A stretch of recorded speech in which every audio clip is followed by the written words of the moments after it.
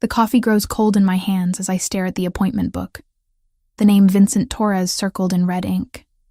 Another court-ordered therapy case. Another angry man who doesn't want to be here, forced to sit across from me and pretend he wants help managing his rage issues. I've been treating trauma victims for 3 years now, ever since I opened this small clinic in Chicago's downtown district. The cramped waiting room smells perpetually of disinfectant and stale coffee, but the rent is affordable and the location accessible to people who need help most. My grandmother Carmela always said I had a gift for reading people, for seeing through their masks to the broken pieces underneath. The clock on my desk ticks toward 10 o'clock. Through the thin walls, I can hear my colleague Dr. Martinez wrapping up his session next door. His patient's voice carries through the drywall. Another success story. Another life slowly piecing itself back together. My office door remains stubbornly closed. Vincent Torres is late. I flip through his file again, though there's precious little information. Age 32. Assault charges dropped in exchange for mandatory anger management therapy. No previous psychological treatment. No emergency contacts listed. His lawyer had been evasive when scheduling, mentioning only that his client preferred discretion and would pay in cash. Red flags everywhere, but I've learned not to judge my patients before meeting them. Some of the most dangerous-looking men have turned out to be gentle souls pushed too far, while others who appear harmless hide darkness that takes months to uncover. A sharp knock interrupts my thoughts. Not the hesitant tap of someone nervous about therapy, but the confident rap of someone accustomed to having doors opened for them. "Come in," I call, straightening my shoulders and arranging my features into professional calm. The man who enters fills the doorway completely. Tall, easily 6'3", with the kind of presence that makes the small office feel suddenly cramped. Dark hair impeccably styled, expensive charcoal suit that probably costs more than I make in a month. But it's his eyes that catch me. Pale blue-gray, like winter ice, scanning my office with calculated assessment. He moves with predatory grace, each step deliberate and controlled. The scent of cedar and something darker, more dangerous, follows him into the room. His gaze sweeps over my diplomas on the wall, the worn furniture, the wilted plant by the window, cataloging everything with the thoroughness of someone accustomed to evaluating threats. "Dr. Morgan, I presume." His voice carries a slight accent I can't quite place, smooth as aged whiskey with an underlying edge that makes my pulse quicken involuntarily. "Mr. Torres." I gesture to the chair across from my desk. "Please have a seat." He doesn't sit immediately. Instead, he continues his visual inventory of my space, and I find myself fighting the urge to fidget under his scrutiny. There's something magnetic about his presence. A dark charisma that demands attention, even as it sets off every warning bell in my head. When he finally settles into the chair, he doesn't simply sit. He claims the space, leaning back with casual confidence as if he owns not just the chair, but the entire building. His fingers, I notice, are long and elegant, though a small scar runs across his left knuckle. Another across his jaw, barely visible but there nonetheless. "So," he says, those pale eyes fixing on mine with unsettling intensity, "how exactly does this work? Do you expect me to lie on a couch and tell you about my mother?" There's mockery in his tone, but I've heard it before. Defense mechanisms come in many forms, and condescension is one of the most common. "We can start however you're comfortable," I reply, keeping my voice level. "Why don't you tell me why you're here?" A smile plays at the corner of his mouth, not reaching his eyes. "I think you already know that, doctor. Court order, anger management, 20 sessions to prove I'm not a danger to society. Are you? A danger to society?" He tilts his head, studying me with renewed interest. That's a rather direct question for someone who's supposed to be helping me. I find honesty saves time. Honesty. He repeats the word like it tastes foreign on his tongue. An interesting concept. "Do you practice what you preach, Doctor Morgan?" The question feels loaded, though I'm not sure why. "What makes you think I don't?" Instead of answering, he shifts in his chair, and I catch a glimpse of something beneath his jacket. The subtle bulge that suggests he's armed. My mouth goes dry, but I force myself to maintain eye contact. "Tell me about the incident that brought you here," I say. consulting his file, though I've already memorized the sparse details. Which incident would that be? The assault charge. His laugh is low, dangerous. A misunderstanding. Someone forgot their manners. I reminded them. With your fists? Sometimes words aren't enough. The casual way he says it sends a chill down my spine. This man is used to violence, comfortable with it in a way that speaks to experience rather than random outbursts. Do you often solve problems with physical force, Mr. Torres? I solve problems however they need to be solved. We stare at each other across my desk, and I'm acutely aware of how alone we are in this building. My next appointment isn't for 2 hours. Dr. Martinez left 20 minutes ago. The receptionist stepped out for lunch. But I've faced dangerous men before. Abusers, stalkers, men whose rage simmered just beneath polite facades. The key is never showing fear, never letting them sense weakness. That must be exhausting, I observe, always being ready for a fight. Something flickers in his expression, surprise perhaps, that I'm not cowering or trying to placate him. You're not what I expected, he admits. What did you expect? Someone older, more intimidated. Sorry to disappoint. That almost smile returns. I didn't say I was disappointed. The way he says it makes heat crawl up my neck, though I can't tell if it's from anxiety or something else entirely. There's something predatory in how he watches me, but also something appreciative, as if I've passed some test I didn't know I was taking. The session continues for another 30 minutes. He deflects most of my questions with questions of his own, turning our conversation into a verbal chess match where I'm constantly 2 moves behind. He's intelligent. I'll give him that. Dangerously so. When our time is up, he stands with fluid grace, straightening his jacket with movements that seem practiced. As he reaches for the door handle, he pauses, patting his pockets as if searching for something. Damn, he mutters, pulling out a crisp $100 bill. It flutters to the floor between us, landing at my feet. I stare at the money, then at him. He's watching me with those pale eyes, waiting, testing. I bend down and pick up the bill, feeling the expensive paper between my fingers. For a moment, the office is completely silent except for the hum of the air conditioning and the distant sound of traffic outside. Then I tear it in half. His eyebrows shoot up, genuine shock replacing his calculated composure. I tear it again, and again, until the $100 bill becomes confetti in my palm. Mr. Torres, I say, my voice steady despite my racing heart. If you want to test people's character with money, I recommend trying a casino. They love that sort of game. This is a psychology office, not a social laboratory. You pay for my consultation with a credit card or check, like any civilized person. I'll see you next Thursday at 10. I drop the paper pieces into my wastebasket and meet his stare directly. For the first time since he walked into my office, Vincent Torres is speechless. His mouth opens slightly, then closes. Those calculating eyes search my face as if trying to solve an impossible equation. Finally, he nods once. Next Thursday at 10. The door closes behind him with a soft click, and I sink back into my chair, only then realizing my hands are shaking.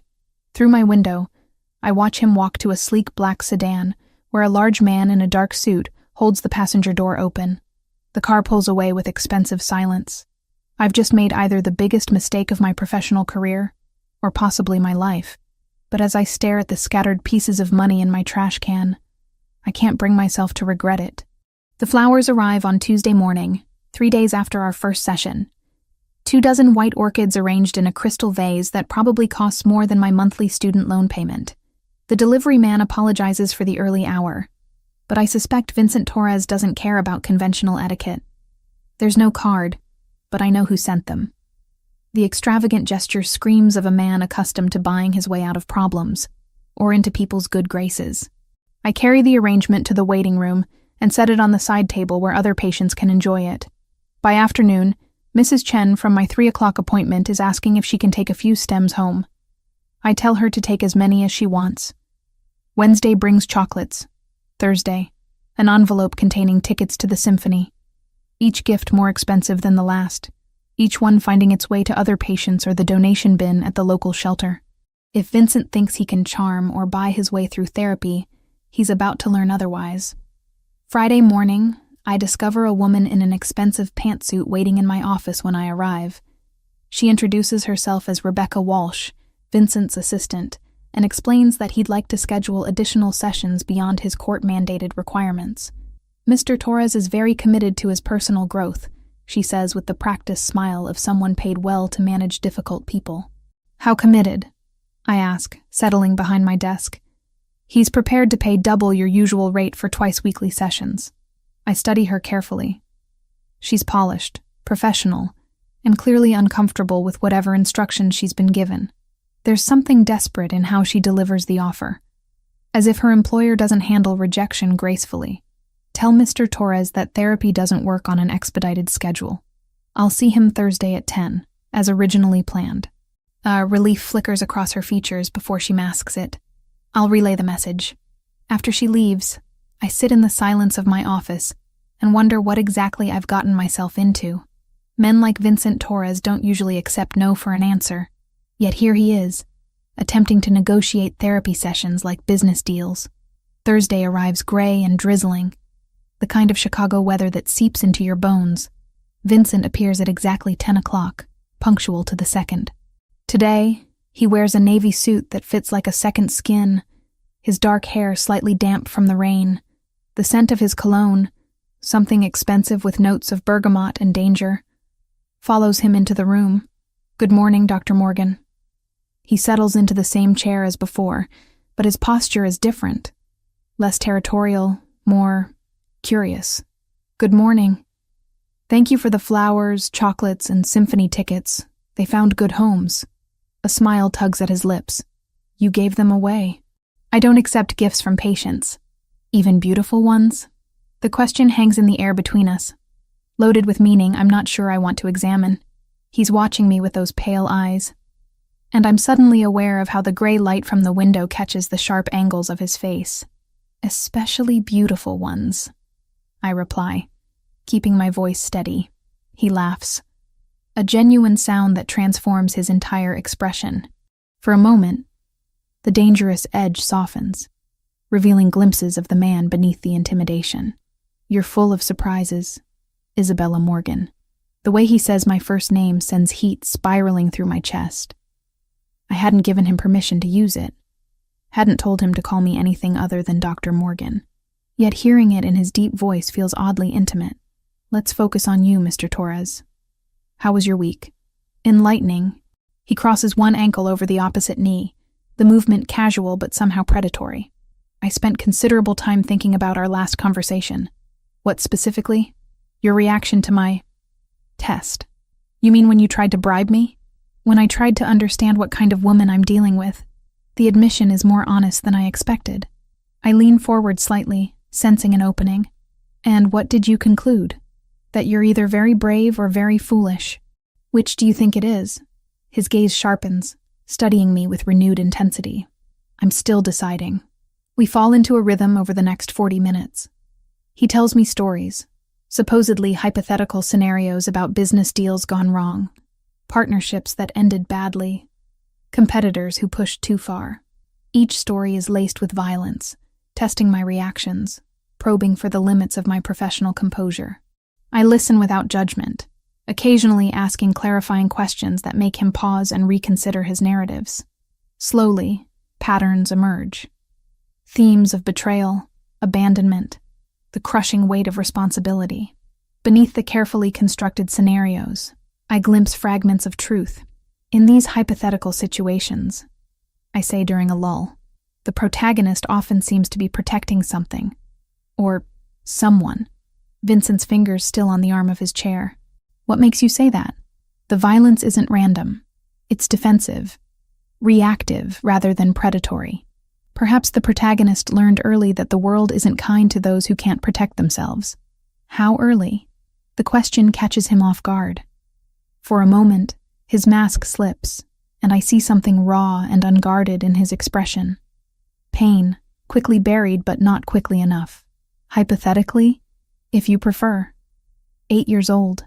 The protagonist's mother died, and he learned that the people who promise to keep you safe often fail. My chest tightens at the vulnerability in his voice. This isn't hypothetical anymore. This is truth, offered like a gift, wrapped in razor wire. That's a heavy burden for a child to carry. Children adapt. They survive. Surviving isn't the same as healing. He's quiet for a long moment, those pale eyes distant. When he speaks again, his voice is softer. You talk as if healing is possible for everyone. Don't you think it is?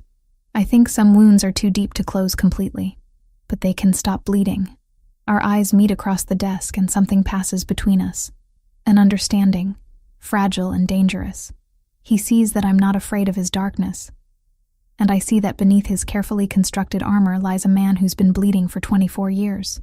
The moment stretches, electric with unspoken possibilities. I'm acutely aware of everything about him. The way his shirt fits across his broad shoulders, the slight curve of his mouth when he's thinking, the intensity of his gaze that makes me feel exposed and seen in equal measure. My pulse quickens, and I know I should look away, should re-establish professional distance. Instead, I find myself leaning closer, drawn by something I don't want to name. Vincent notices. His eyes darken, and I see his chest rise and fall more rapidly. The air between us thickens with tension that has nothing to do with therapy, and everything to do with the dangerous attraction crackling like electricity whenever he's near. Then my phone buzzes with a text, breaking the spell. I glance at it automatically. My next appointment confirming their time. When I look up, Vincent's expression has closed off again. Professional distance restored like a wall between us. Our time is up, I say, though I can hear the breathlessness in my own voice. He stands with that fluid grace I'm beginning to recognize, straightening his jacket with practiced movements. At the door, he pauses and turns back to me. Dr. Morgan? Yes? You're the first person who's ever told me wounds can stop bleeding. He leaves without another word, and I'm left staring at the closed door, my heart hammering against my ribs. Whatever this is between us, it's growing beyond my ability to control it. And the most dangerous part? I'm not sure I want to stop it. The Chicago Tribune lands on my kitchen table with a soft thud. Saturday morning, coffee steam curling around the business section headline that makes my blood run cold. Torino Industries closes multi-million-dollar development deal. Vincent Torres, Vincenzo Torino. The black and white photograph shows my patient shaking hands with city officials, his smile polished and professional. But it's the same face that's been haunting my thoughts for weeks. The same pale eyes that seem to see straight through every defense I've built. The same scar along his jawline that I've caught myself staring at during our sessions. I read the article twice, my coffee growing bitter as the pieces fall into place. Torino Industries. Real estate development. Ties to Chicago's Italian-American business community. The language is careful, diplomatic, but there are undertones, references to traditional family businesses and old-world values that make my skin prickle with unease. My hands shake as I open my laptop and begin searching. The deeper I dig, the clearer the picture becomes. The Torino family has roots in Chicago dating back 3 generations. Legitimate businesses on the surface. Construction, restaurants, waste management. But underneath, whispers of connections that respectable newspapers won't print. Forum posts quickly deleted, court documents sealed, investigators who suddenly transferred to other cases. By Sunday night, I've assembled a disturbing portrait. The Torino name appears in federal investigations dating back to the 1970s. Always peripheral, never central. Always protected by expensive lawyers and convenient alibis. The kind of family that throws charity galas while bodies wash up in Lake Michigan. Vincent Torres doesn't exist. He's a carefully constructed identity for a man whose real name carries weight I'm only beginning to understand. And I've been alone in a room with him for 3 weeks. I close the laptop and stare at my reflection in the black screen. 3 weeks of gifts and games and stories that I now realize weren't hypothetical at all. The violence he described, the betrayals, the protective instincts, all real, all dangerous, all sitting in my office every Thursday at 10 o'clock, watching me with those storm gray eyes while I pretend to help him manage his anger. Sleep evades me Sunday night. I lie in my small apartment, listening to sirens wail through the Chicago streets, wondering what kind of man I've been treating, wondering what he's capable of, wondering why the thought sends heat racing through my veins instead of the terror it should. Monday drags by in a haze of routine appointments, but I can't focus. Every patient seems like a pale shadow compared to the intensity Vincent brings to my office. Mrs. Chen talks about her anxiety, but all I can think about is the way Vincent's fingers curve when he's thinking. Mr. Rodriguez describes his depression, and I find myself remembering the rough timbre of Vincent's voice when he mentioned his mother. By Tuesday, I've convinced myself I imagined the danger. By Wednesday, I'm rehearsing speeches about professional boundaries and appropriate patient relationships. By Thursday morning, I've memorized a dozen different ways to confront him, each one more inadequate than the last. He arrives precisely on time, as always. Today he wears a charcoal suit with a silver tie that brings out the storm gray of his eyes. The expensive cologne, bergamot and something darker, fills my office the moment he enters. The predatory grace, the way he commands space, the casual confidence that speaks of a man accustomed to having his orders obeyed, it all makes sense now. This isn't a successful businessman with anger issues. This is something far more dangerous. Good morning, Isabella. The use of my first name no longer surprises me, though it still sends heat racing through my veins like electricity through copper wire. Good morning, Vincenzo. He freezes halfway to his chair, those pale eyes sharpening with sudden attention. For a moment, the mask of Vincent Torres slips completely, revealing the predator underneath. His hand moves slightly toward his jacket before he catches himself, and I realize with a chill that he's armed. He's been armed every time he sat in my office. I see you've been doing research. It wasn't difficult. Your picture was in Saturday's Tribune. I keep my voice steady despite the way my pulse hammers against my throat. Quite a prominent feature in the business section. He settles into his chair with deliberate calm. But I can see the tension in his shoulders, the way his fingers curve slightly as if reaching for something that isn't there. Every movement is controlled, calculated, dangerous. And what did you discover, Dr. Morgan? Enough to know that Vincent Torres is a fiction. Most identities are, to some degree. Not like this. I lean forward, meeting his gaze directly despite the warning signals firing through my nervous system. You're Vincenzo Torino. Your family has been in Chicago for 3 generations. You're not a businessman with anger management issues. You're something else entirely. What am I then? The question hangs between us, loaded with danger and possibility. I could back down now, retreat to safe professional distance, report him to the authorities and wash my hands of this entire situation. Pretend the last 3 weeks never happened. Instead, I say, you're a man who's been lying to me since the moment you walked into my office. A smile ghosts across his lips, and for a moment he looks almost boyish. Not lying, protecting. Protecting who? Me or yourself? Both. The honesty in his voice catches me off guard. I expected denials, threats, the kind of intimidation tactics I imagine men in his position employ. Instead, he's watching me with something that looks almost like vulnerability, as if my reaction matters more than it should. You could have disappeared. I point out. Changed your name again? Found another therapist? Paid off the court system to forget about your anger management requirements? Why didn't you?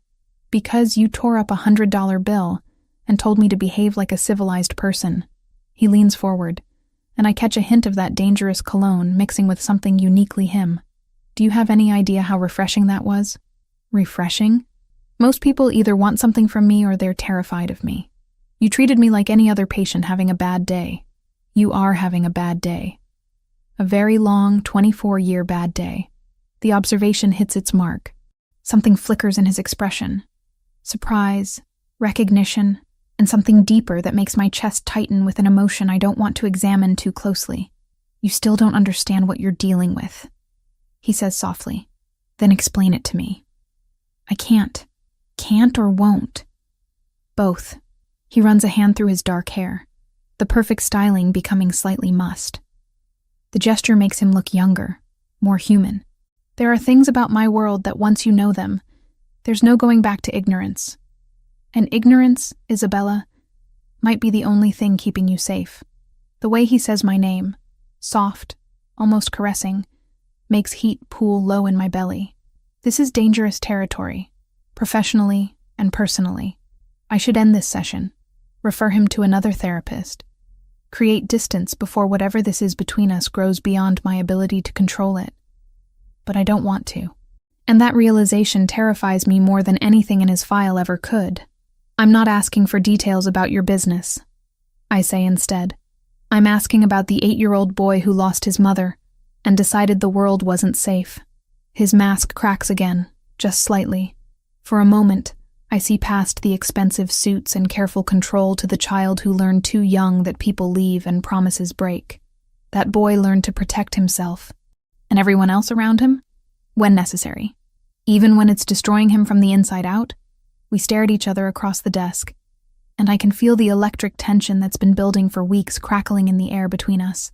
He's beautiful in the way predators are beautiful. Dangerous and magnetic and utterly compelling. Every instinct screams that I should run. But a deeper part of me wants to stay, wants to understand the darkness behind those storm gray eyes. You're not afraid of me, he observes, voice low and rough. Should I be? Yes. The word is barely a whisper. You should run from this office and never look back. But you don't want me to. No. His eyes darken, pupils dilating slightly. I don't. The admission hangs between us like a confession. My pulse pounds in my throat, and I'm suddenly aware of how alone we are. How the rest of the world has faded away until there's nothing but this man, and the dangerous electricity sparking whenever he's near. Vincenzo. His real name feels foreign on my tongue, intimate in a way that makes my skin flush. Say it again. The request catches me off guard. There's something raw in his voice, vulnerable in a way that makes my chest ache. Vincenzo. Better. He closes his eyes briefly, as if savoring the sound. No one's called me that in years. Not the way you say it. How do I say it? Like it belongs to a man instead of a monster. The pain in those words cuts through me like a blade. Whatever else Vincenzo Torino might be, he's also a man who sees himself as something terrible, something unworthy of gentleness. The fact that you're not Vincent Torres doesn't change anything, I tell him. You still need help processing your trauma. You still deserve to heal. Something shifts in his expression. Surprise giving way to something softer, more vulnerable than anything I've seen from him before. Even knowing who I really am, especially knowing who you really are. He's quiet for a long moment, those storm gray eyes searching my face as if trying to memorize every detail. When he speaks again, his voice is rough with emotion. Every woman I've ever known wanted either my money, my power, or was terrified of both. You're the first who wants to understand the person underneath. Maybe that's because I see the person you could be, not just the one you've had to become. The words hang in the air between us, honest and dangerous. He stands slowly, movements fluid despite the tension radiating from his frame. At the door, he pauses without turning around. Isabella? Yes? Be careful. Please. His voice is soft, almost pleading. My world has a way of destroying beautiful things. Then he's gone, leaving me alone with the echo of his words and the terrifying realization that somewhere in the last 3 weeks, Vincent Torres had stopped being just another patient and become something infinitely more dangerous. Something that might be worth the risk. The black sedan appears outside my apartment building on Friday evening, sleek and menacing against the amber glow of streetlights. I notice it from my 3rd-floor window as I water my small herb garden, the same ritual I've performed every evening for 2 years. But tonight, something feels different. The car sits too still, too perfect, like a predator waiting. I tell myself I'm being paranoid. Chicago is full of expensive cars, and this neighborhood, while not wealthy, isn't completely devoid of success stories. But my hands shake as I close the blinds, and I can't shake the feeling that whatever world Vincenzo belongs to has finally noticed my existence. The car is gone by morning, but the unease remains. I catch myself checking over my shoulder during my Saturday grocery run, scrutinizing faces in the produce section, wondering if the man reading a newspaper by the coffee shop is really interested in current events or something else entirely. By Monday, I've almost convinced myself it was nothing. Almost. That's when Rebecca Walsh appears in my office again. her usual polished composure cracked around the edges. She closes the door behind her with more force than necessary, and I notice her hands trembling as she approaches my desk. Dr. Morgan, I need to speak with you about Mr. Torres. If this is about scheduling additional sessions... No. Her voice is sharp, urgent. It's about your safety. Ice floods my veins. I set down my pen carefully, forcing my expression to remain neutral despite the alarm bells screaming in my head. What do you mean? Rebecca glances toward the window, then back at me. There are people asking questions about Vincent's therapy arrangements. People who don't understand the nature of your professional relationship. What kind of people? The kind who don't ask politely. She leans forward, lowering her voice. Vincent wanted me to warn you. He's handling the situation, but until it's resolved, you need to be careful. Careful how? Stay aware of your surroundings. Don't deviate from your normal routines without letting someone know where you're going. And if you see anything unusual, cars, people who don't belong, call this number immediately. She slides a business card across my desk. It's plain white with only a phone number, no name or company information. Rebecca, what exactly is Vincent involved in? Her laugh is bitter. Nothing you want to understand, Dr. Morgan. Just trust me when I say that some people see his weekly appointments as a weakness to be exploited. After she leaves, I sit in the silence of my office, turning the card over in my hands. The rational part of my mind screams that I should report this to the police, should distance myself from whatever dangerous game Vincenzo is playing. But a deeper part, the part that's been captivated by storm gray eyes and vulnerable confessions, whispers that running now would be abandoning someone who needs help. Someone who might need me. Tuesday passes without incident, but I find myself hypervigilant, cataloging every face, every car, every shadow that seems out of place. When Vincenzo arrives for our Thursday session, he looks different. The expensive suit is the same, the controlled movements unchanged, but there's tension in his shoulders that wasn't there before. Dark circles under his eyes suggest sleepless nights, and I notice his hand resting casually near his jacket in a way that seems anything but casual. You spoke with Rebecca, he says without preamble, settling into his chair with predatory grace. She was concerned about my safety. She was right to be. The admission sends fear racing through my bloodstream, but also something else, something that feels dangerously like anticipation. Tell me what's happening, Vincenzo. He studies me for a long moment, those pale eyes searching my face. There's a family in this city who believes I've grown soft. They think my weekly visits to a therapist indicate weakness, vulnerability they can exploit. The Benedetti family? His eyebrows rise slightly. You have been doing research. I'm a fast learner. What do they want? Territory, influence, the usual things men kill for. His voice is casual, matter of fact, as if discussing the weather rather than murder. They've decided that my apparent psychological dependence on you makes me an easier target. Psychological dependence? Something flickers in his expression. Their words, not mine. Are they wrong? The question hangs between us, loaded with implications neither of us is ready to acknowledge. His fingers drum against the chair arm, the only sign of agitation he allows himself. That's a dangerous question, Isabella. Why? Because if the answer is yes, it puts you in more danger than you can possibly imagine. Before I can respond, my office window explodes inward in a shower of glass and splintered wood. I throw myself sideways as gunfire erupts from the street below, automatic weapons turning my peaceful therapy space into a war zone. Vincenzo moves with inhuman speed, launching himself across the desk to cover my body with his own, as bullets tear through the air where I'd been sitting moments before. His weight presses me against the floor, solid and warm and alive, while chaos reigns around us. Stay down, he growls against my ear, his breath hot against my neck. I feel, rather than see him reach inside his jacket, the metallic slide of a weapon being drawn. In the span of heartbeats, the man I've been trying to heal transforms into something lethal and terrifying. How many? I whisper, though I'm not sure why. 6. Maybe 7. His voice is calm, professional, as if he's conducting a business meeting rather than planning a counterattack. They're amateurs. Benedetti's nephew thinks quantity compensates for quality. More gunfire peppers the wall above us, sending plaster raining down like snow. Through the shattered window, I can hear shouting, car doors slamming, the squeal of tires on asphalt. Isabella, listen to me carefully. Vincenzo's free hand cups my face, forcing me to meet his eyes. When I move, you're going to crawl behind my desk and stay there until I come back for you.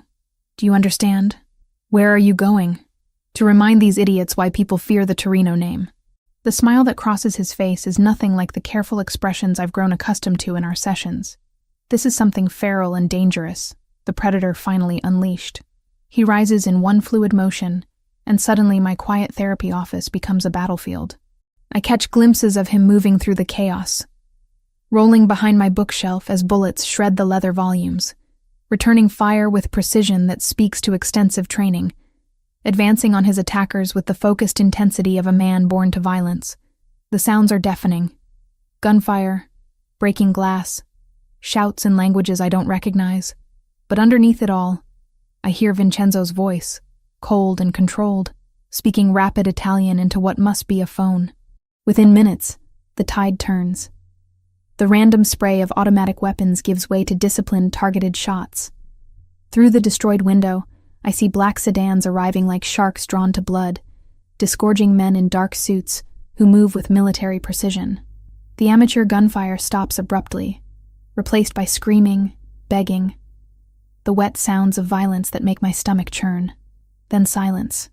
Vincenzo appears beside my desk, kneeling down to meet my eyes. There's blood on his shirt. Not his own, I realize with a mixture of relief and horror. And his hair is disheveled, but he's very much alive. Are you hurt? His hands move over me with gentle efficiency, checking for injuries. I shake my head, not trusting my voice. The adrenaline is beginning to fade, leaving me shaky and disoriented. Good. He helps me to my feet, steadying me when my legs threaten to give out. We need to leave. Now. The police won't be coming. This will be handled internally. The casual certainty in his voice reminds me exactly who I'm dealing with. This isn't a man who relies on law enforcement for protection. This is someone who makes his own rules, enforces his own justice.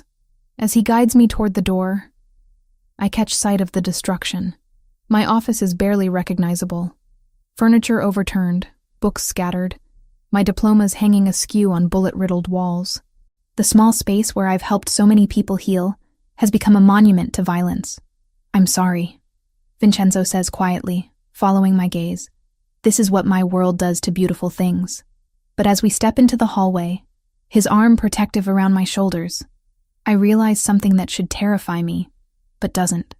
In the midst of chaos and gunfire, when men with automatic weapons were trying to kill us both, I felt safer in Vincenzo Torino's arms than I'd ever felt in my life. And that realization changes everything. The safe house sits in Lincoln Park, hidden behind tall hedges and wrought iron gates that look decorative but clearly serve a more serious purpose.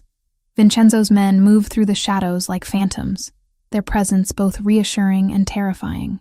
I've been here for 3 days now. 3 days of trying to process what happened in my office while living in a world where armed guards are as common as housekeeping staff. The house itself is beautiful in an understated way. Hardwood floors, exposed brick walls, furniture that whispers expense without shouting it.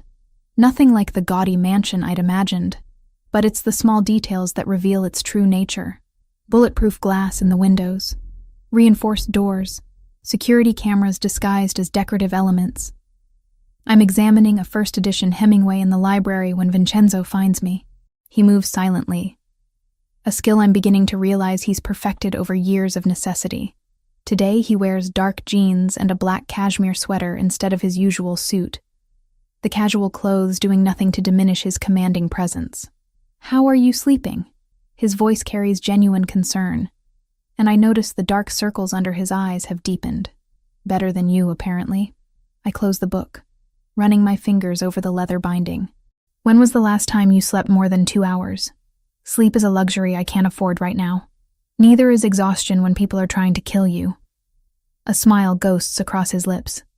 Still trying to take care of everyone, even in a safe house surrounded by armed guards. It's what I do. I study his face, noting the tension in his jaw, the way his shoulders never fully relax. Besides, we never finished your session Thursday. I think circumstances called for a postponement. All the more reason to continue now, unless you'd prefer to process trauma through gunfights. He's quiet for a moment, those storm gray eyes searching my face. You realize what you're asking? To continue therapy sessions with a man whose world just tried to kill you? Your world didn't try to kill me. Your enemies did. There's a difference. Is there?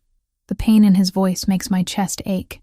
I stand, moving closer until I can see the flecks of silver in his eyes. Smell the cedar and bergamot cologne that's become as familiar as my own perfume. Yes, there is, because you threw yourself between me and those bullets, without hesitation. Because you're torturing yourself with guilt over something that isn't your fault. Because you're still the same man who lost his mother at 8 and learned the world wasn't safe. His jaw tightens. That man is dangerous to everyone around him. That man is in pain and deserves healing. Even if it costs you everything, the question hangs between us, loaded with implications that make my pulse quicken. We're standing close enough that I can feel the heat radiating from his body, see the faint scar along his jawline that I've wondered about for weeks. Vincenzo, sit down, please. To my surprise, he complies, settling into the leather armchair by the fireplace. I take the matching chair across from him, the familiar dynamic somehow comforting despite our changed circumstances. Tell me about the night your mother died. His entire body goes rigid. Isabella, you said she died when you were 8. You've referenced her death multiple times, but you've never told me what actually happened. Because it's not relevant to.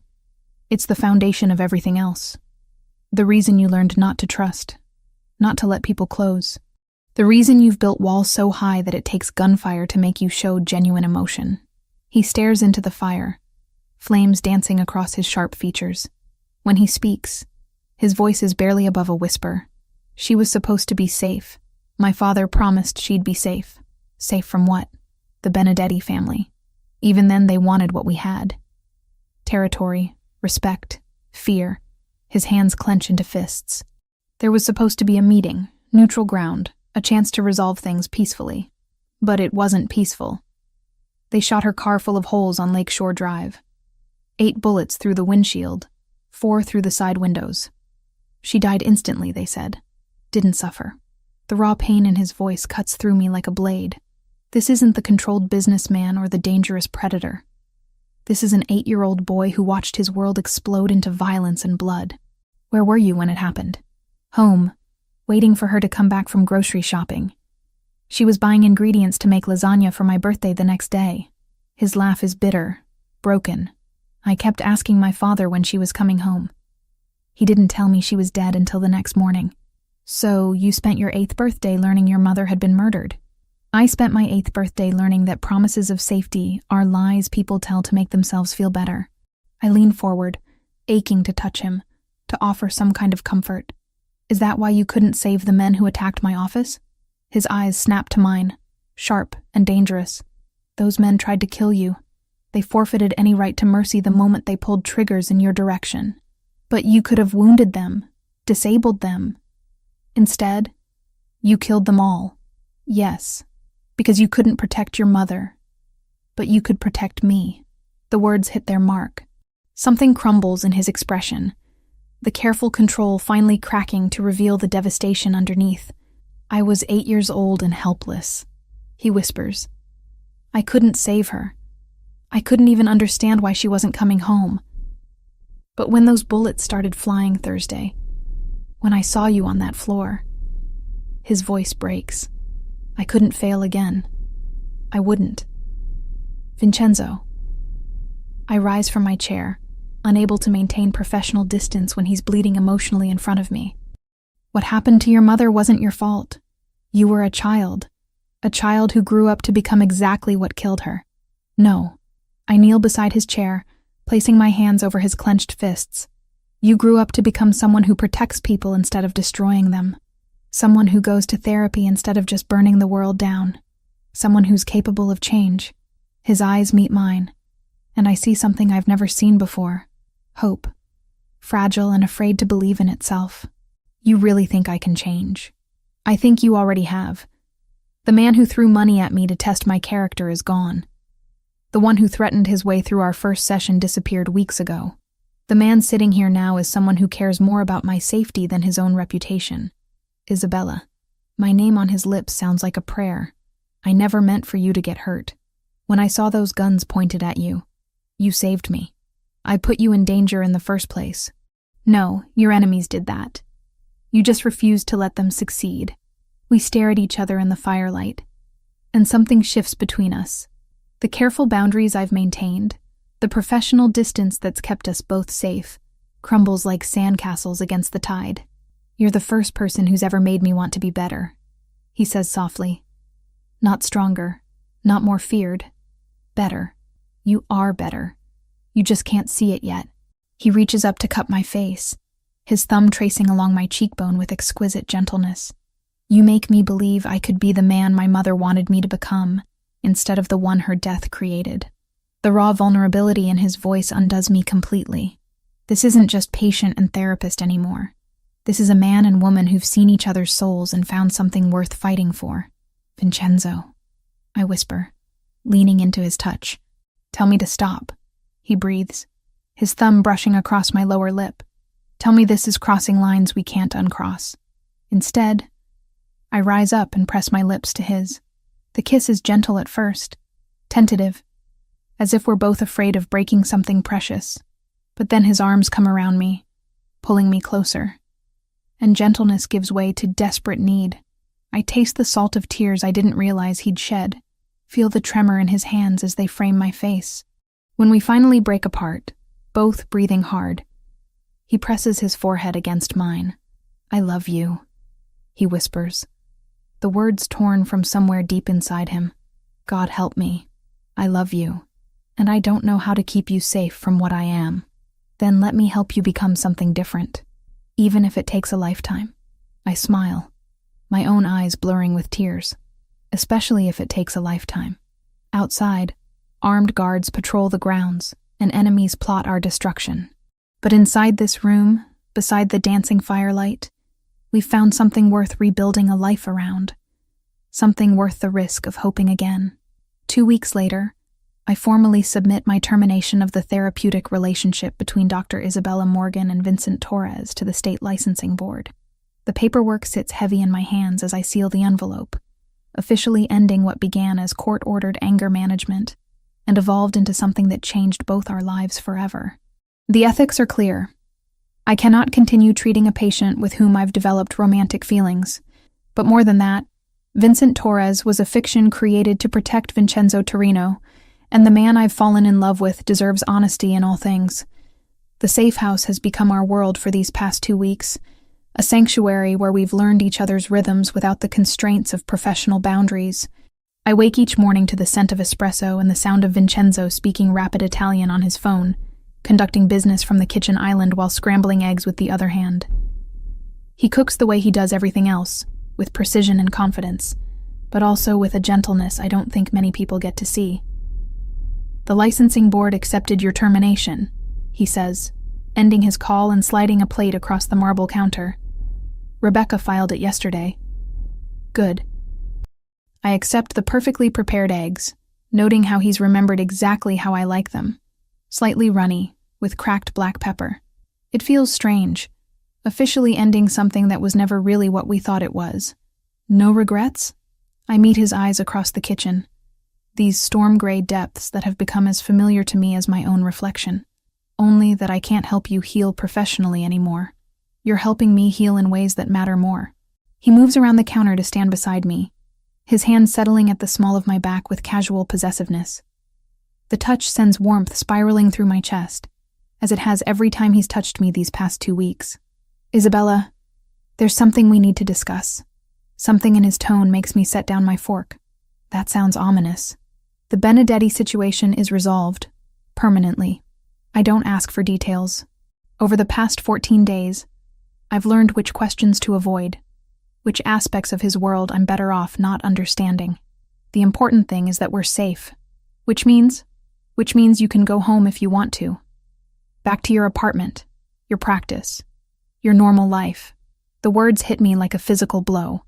After 2 weeks of waking up beside him, of falling asleep to the sound of his breathing, the thought of returning to my empty apartment feels impossible. Is that what you want? His jaw tightens. What I want and what's best for you aren't the same thing. Let me be the judge of what's best for me. Isabella. He turns to face me fully, his hands framing my face with exquisite gentleness.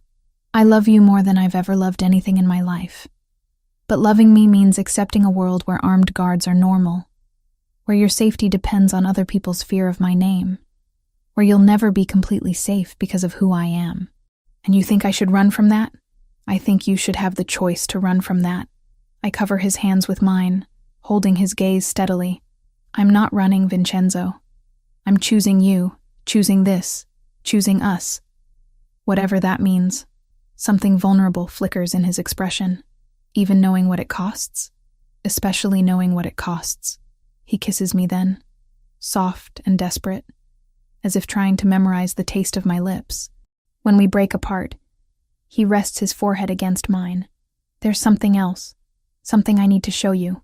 An hour later, we're driving through Chicago's North Side in one of his more subtle cars, a silver BMW that screams money without advertising danger. The October air carries the scent of dying leaves and the promise of winter, and I find myself studying Vincenzo's profile as he navigates traffic with the same controlled precision he applies to everything else. We stop outside a building I don't recognize, modern glass and steel rising 12 stories into the gray sky. The ground floor displays are empty, but I can see the bones of what was once a thriving commercial space. What is this place? It was going to be a medical complex. High-end practices, private therapy offices, concierge healthcare. He parks and turns to face me. The developers ran out of money 6 months ago. I bought it last week. My heart starts beating faster. Why? Because you need a new office, and I want you to have exactly what you deserve. Not a cramped space with thin walls and broken security, but something worthy of the work you do. I stare at the building, then at him, overwhelmed by the gesture. Vincenzo, I can't accept something like this. It's too much. It's not a gift. It's an investment. His voice carries a note of uncertainty I've rarely heard from him. I want to be your partner in this. Not just romantically, but professionally. You could build something here. Help people the way you helped me. What are you saying? I'm saying that I want to fund a trauma recovery center. Your trauma recovery center. State-of-the-art facilities, a full staff of counselors and psychiatrists, sliding scale fees so anyone can afford help. Everything you've ever dreamed of building. The magnitude of his offer steals my breath. Why? Because you showed me that healing is possible, even for someone like me. Because the world needs more people who see broken things as worth fixing instead of throwing away. Because I want to do something with my resources that honors what my mother would have wanted instead of just avenging what she lost. Tears blur my vision as the full meaning of his words sinks in. This isn't just about giving me a new office. This is about transformation, about taking everything dark and violent in his world and channeling it toward something beautiful. Show me inside. The interior is a blank canvas, empty spaces waiting to be filled with purpose. But as we walk through the echoing halls, I can see it. Consultation rooms with comfortable chairs and soft lighting. Group therapy spaces designed to feel safe and welcoming. Offices for counselors specializing in everything from domestic violence to addiction recovery. The top 3 floors would be residential, Vincenzo explains, his voice echoing in the empty space. For patients who need intensive care, somewhere safe to heal without outside pressure. Like a safe house for broken souls? Exactly. We stop in what will be the main reception area. Floor-to-ceiling windows offering a view of Lincoln Park's autumn colors. I can imagine patients sitting here, gathering courage to face their traumas, supported by people who understand that healing is possible. There's one condition, Vincenzo says quietly. What? Some of my people. They carry wounds that can't be treated in traditional settings. Men who've done terrible things, who've been damaged by terrible things, who need help but can't risk exposure to law enforcement or conventional health care. I study his face, understanding the request beneath his words. You want me to treat members of your organization, only if you're comfortable with it, only if you think it's something you can do safely. But yes, There are people in my world who deserve a chance to heal, even if they can't seek help through normal channels. The ethical implications are staggering, but so is the potential impact. How many violent men might choose a different path if healing were available to them? How many cycles of trauma and revenge might be broken? They would have to be completely honest with me. No lies, no false names, no pretending to be something they're not. Agreed. And they would have to genuinely want help, not just be going through the motions to appease you or anyone else. Of course. And you would have to promise me that anything discussed in therapy stays confidential, even from you. Even if they tell me things about your business that you'd rather not have revealed. He's quiet for a long moment, and I know I'm asking him to surrender a level of control that goes against every instinct he's developed over 24 years of survival. Yes, he says finally. I promise. I walk to the windows, looking out at the city we'll serve, the lives we might be able to change. When I turn back to him, I see vulnerability in his expression, as if my answer will determine not just our future, but his sense of whether redemption is truly possible for men like him. When can we start construction? The smile that breaks across his face is like sunlight after a storm, transforming him from dangerous predator to the man I've fallen in love with. I'll make some calls. He crosses the empty space to pull me into his arms, and I let myself melt against his chest, breathing in the scent of cedar and bergamot that has become synonymous with safety. Isabella? Yes? I know this isn't the normal way relationships develop. I know there are things about my life that will never be conventional or safe or easy. Are you trying to talk me out of this again? I'm trying to make sure you know what you're choosing. I pull back to meet his eyes. I'm choosing the man who threw himself between me and bullets without hesitation. I'm choosing someone who wants to build healing centers instead of just building walls. I'm choosing you, Vincenzo Torino, exactly as you are, and exactly as you're becoming. He kisses me then, deep and claiming, a promise sealed with touch and breath, and the absolute certainty that whatever comes next, we'll face it together. Outside, Chicago hums with its usual chaos, traffic and sirens and the million small dramas of urban life. But inside this empty building, surrounded by possibilities and plans, we've found something precious enough to build a future around. I wake to darkness and the acrid smell of chloroform, clinging to my sinuses. My head throbs with each heartbeat, and when I try to move, zip ties bite into my wrists. The surface beneath me rocks gently. A boat, I realize with growing terror. Through the small porthole beside me, I can see the lights of Chicago's skyline glittering in the distance.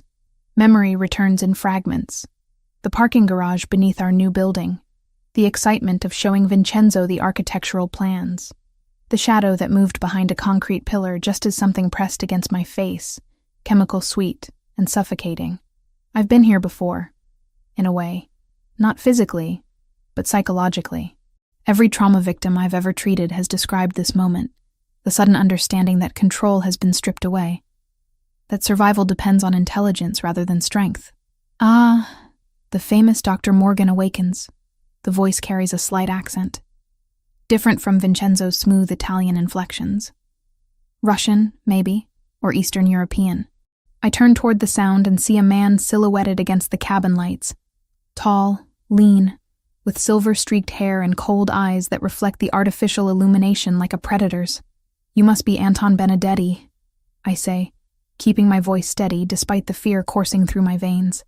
Very good. Your boyfriend has mentioned me, I take it. Former patient, I correct automatically, then immediately regret the distinction. Showing weakness to men like this is tantamount to suicide. He laughs, the sound carrying no warmth. Ah, yes, the therapeutic relationship. How clinical of you. Tell me, doctor, did your Hippocratic oath cover falling in love with murderers? Did yours cover kidnapping psychologists? The backhanded slap comes fast, snapping my head to the side and filling my mouth with the taste of copper. Stars explode across my vision, but I force myself not to cry out. Men like Benedetti feed on fear and pain. Denying them that satisfaction is the only power I have left. You have spirit. I can see why Torino is obsessed. Benedetti settles into a chair across from me, studying my face with clinical detachment. He's destroyed 3 generations of my family's work because of you. Do you understand that? I understand that he defended himself when your people tried to kill him. Self-defense. Benedetti tastes the words like wine. Is that what he calls systematically dismantling my organization? Turning my own men against me? Offering them better terms to switch sides? This is news to me. In our 2 months together, Vincenzo has been careful not to discuss business operations in detail, protecting me from knowledge that could endanger us both. But it makes sense. He's too intelligent to rely purely on violence when strategy would be more effective.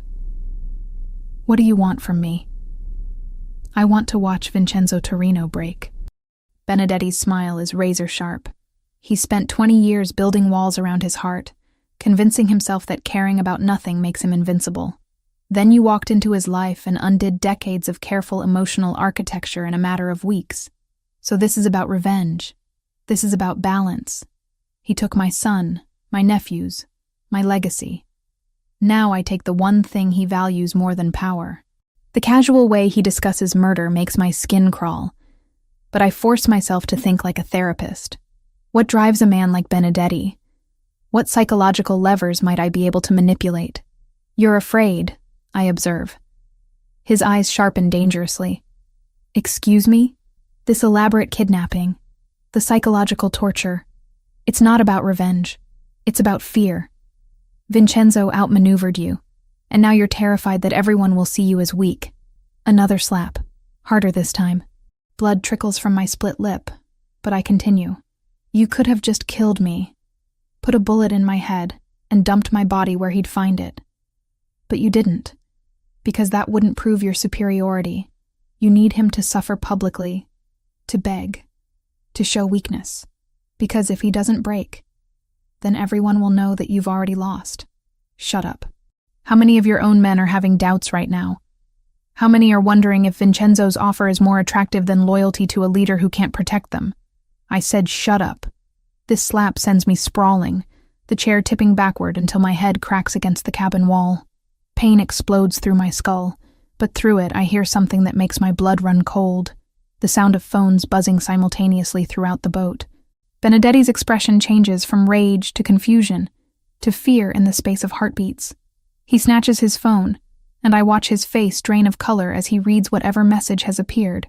Boss, one of his men calls from the upper deck. We've got problems. Through the porthole, I can see lights moving on the water. Boats approaching from multiple directions, their searchlights cutting through the darkness like swords. The cavalry has arrived, but I know better than to feel relieved. When men like Vincenzo come for what's theirs, the resulting violence leaves no room for mercy. Benedetti grabs my arm, hauling me upright with brutal efficiency. Move. He drags me up the stairs to the main deck, where his men stand at the railings with automatic weapons. But there's uncertainty in their postures, doubt in their eyes. These are soldiers facing an enemy they're no longer sure they can defeat. How many boats? Benedetti demands. 8, maybe 10. They're surrounding us. And the shoreline? Blocked. Torino's people are everywhere. A spotlight suddenly blazes from the largest approaching vessel, illuminating our deck in harsh white light. Through the glare, I can see Vincenzo standing at the bow like an avenging angel, his dark hair whipping in the lake wind. Anton Benedetti, his voice carries across the water through electronic amplification, cold and implacable as winter. You have something that belongs to me. She belongs to herself, Benedetti shouts back, but I can hear the desperation beneath his bravado. Isabella. Vincenzo's voice softens slightly when he says my name. Are you hurt? I want to answer, but Benedetti presses a gun to my temple, the metal cold against my skin. One word, and your brains decorate the deck, but I don't need to speak. The blood on my face tells Vincenzo everything he needs to know. Even from this distance, I can see his expression change, the controlled mask finally slipping to reveal something primitive and murderous. You shouldn't have touched her face, Anton. The quiet menace in those words makes several of Benedetti's men exchange glances. This is what I've been trying to explain. They're not just facing Vincenzo's anger, they're facing the wrath of a man who has nothing left to lose. Here's what's going to happen. Vincenzo continues, his voice carrying easily across the water. You're going to release Isabella, unharmed. In return, I'll allow you to live. You're in no position to make demands, Torino. I have your woman, and my men have enough firepower to turn your boats into driftwood. Look behind you, Anton. The command is delivered with such quiet certainty that Benedetti can't help but turn. Standing at the stern of his own boat, having somehow boarded without detection, are 4 men in dark suits. Not Benedetti's men, Vincenzo's. They move with the fluid precision of professional soldiers, and suddenly Benedetti's crew find themselves outnumbered on their own vessel. How? Benedetti whispers. You recruited from the bottom of the barrel, one of Vincenzo's men says conversationally. Half your crew were already on my payroll. The betrayal hits Benedetti like a physical blow. His gun wavers against my temple as he realizes the extent of his miscalculation. Vincenzo hasn't just outmaneuvered him tactically. He's been systematically destroying his organization from within for weeks. This was never about the shooting at Isabella's office. I realize aloud. That was just the opening move. You've been planning this takeover for months. Vincenzo's slight smile is visible even across the water. My psychologist is very perceptive. Former psychologist? Benedetti snarls, but there's no strength left in his voice. No, I say quietly, my words carrying in the sudden stillness. Current partner, in business and in life. The distinction matters more than I can explain. I'm not just the woman Vincenzo loves. I'm his equal, his collaborator, someone who chose this world with full knowledge of its costs. And apparently, someone who's learned to manipulate dangerous men with nothing more than psychological insight and perfectly timed provocations. Anton, Vincenzo calls out. You have 30 seconds to release her before I demonstrate why people fear the Torino name. But I'm already moving. Years of treating violent patients have taught me to recognize when someone's grip on reality begins to slip. Benedetti's hand trembles against my temple, his breathing becoming rapid and shallow. He's about to do something desperate and stupid. You know what's interesting about men like you? I say conversationally, as if we're discussing the weather instead of my imminent death. You always underestimate the intelligence of your enemies, especially female enemies. What are you talking about? The chloroform you used. You gave me just enough to knock me unconscious, but not enough to keep me under for the full trip. I've been awake for the last 20 minutes, listening to your men talk, learning the layout of this boat, counting exits and weapons. His grip tightens on the gun. So I know that the man behind you is having doubts about your leadership. I know that your ammunition is running low because you spent most of it on that failed attack at my office. And I know that 3 of your remaining men are texting with Vincenzo's people, negotiating the terms of their surrender. The last part is a guess, but Benedetti's expression tells me I've hit the mark. Paranoia wars with rage in his eyes as he glances around at his own men, no longer sure who he can trust. You're lying. Am I? Check your phone, Anton. See how many of your loyal soldiers have been feeding information to Vincenzo for weeks. He makes the mistake of looking away for a split second, reaching for his phone with his free hand. It's all the opening I need. I drive my elbow backward into his solar plexus, while simultaneously dropping to my knees, breaking his grip on both me and the weapon. The gun skitters across the deck as Benedetti doubles over, gasping for air. By the time he recovers, Vincenzo's men have secured the entire vessel, and the man I love is striding across the deck toward me with murder in his storm-gray eyes. Isabella. He kneels beside me, his hands gentle as they check for injuries. Are you hurt? Nothing that won't heal, I manage, though my head still throbs and my wrists are raw from the zip ties. He cuts through my restraints with a knife that appears from somewhere inside his jacket, then helps me to my feet. Only then does he turn his attention to Benedetti, who's been forced to his knees by 2 armed guards. 24 years, Vincenzo says quietly. 24 years I've been waiting for this moment. For revenge? I ask. For justice. The distinction matters to him, I realize. This isn't just about satisfying bloodlust.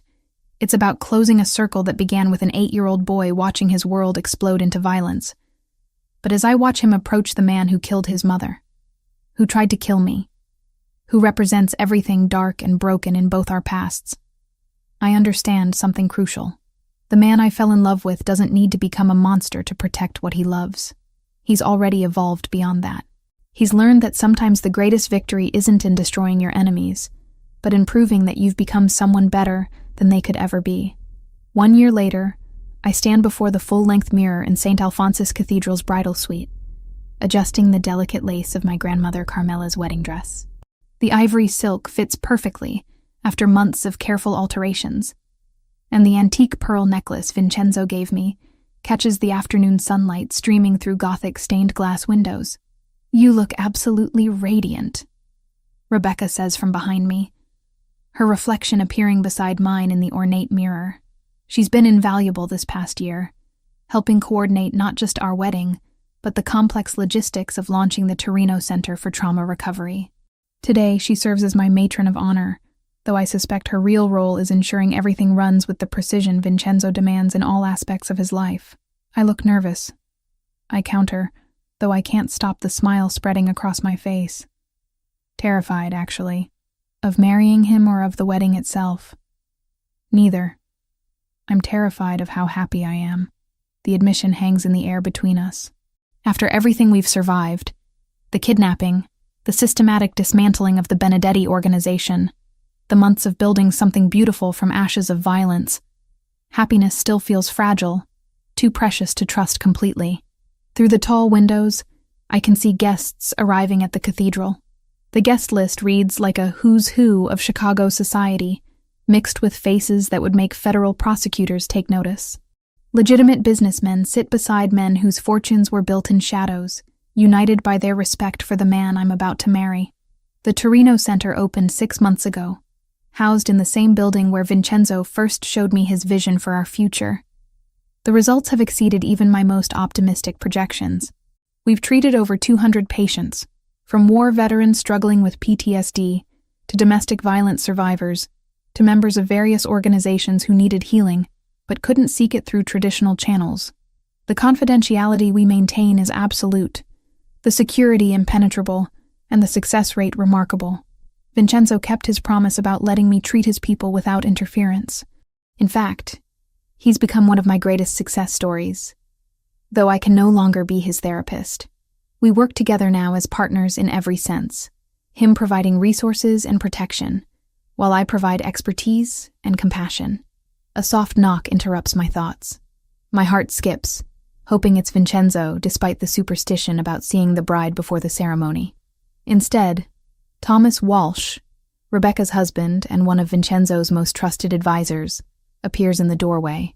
"The groom is getting impatient," he reports with a genuine smile. "He's threatened to drag you to the altar himself if you're not ready in 10 minutes. Tell him I'm worth waiting for." I think he already knows that. The organ music begins, the processional that will carry me toward my future.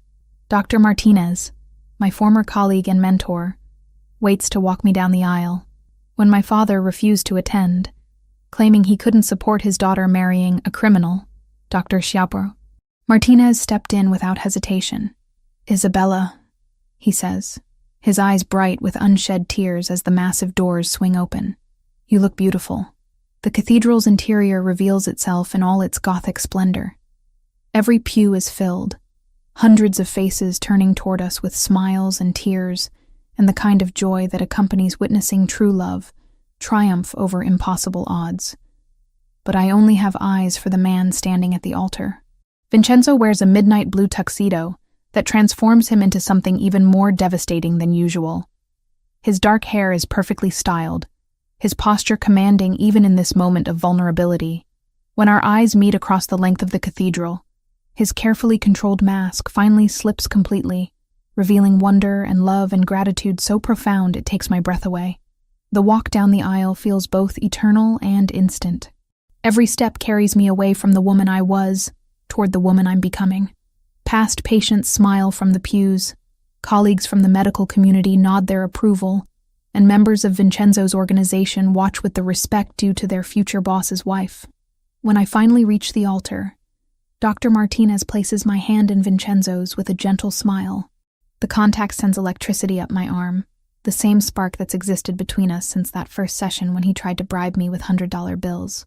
"You're beautiful," he murmurs, for my ears alone. "You're not bad yourself." The priest begins the ceremony. his words echoing in the vaulted space. But I'm lost in Vincenzo's storm-gray eyes. I see our entire journey reflected there. The cautious beginning, the dangerous middle, the explosive resolution, and now this perfect moment of peace. When it comes time for vows, Vincenzo produces a folded piece of paper from his jacket pocket. His hands shake slightly as he unfolds it, and I realize this is the first time I've seen him nervous about anything. "Isabella," he begins, his voice carrying clearly through the cathedral despite his nerves. "A year ago, you tore up my money and told me to behave like a civilized person. You had no idea you were talking to a man who'd forgotten what civilization looked like." Gentle laughter ripples through the congregation, warm and approving. "You showed me that healing is possible, even for someone who'd built his life around violence and control. You taught me that strength isn't about how much fear you can inspire, but about how much love you can protect. You proved that some things are worth changing for, worth fighting for, worth risking everything to keep safe." My eyes fill with tears as his words wash over me, each one carefully chosen and deeply meant. "I promise to spend every day of our life together becoming the man you see when you look at me.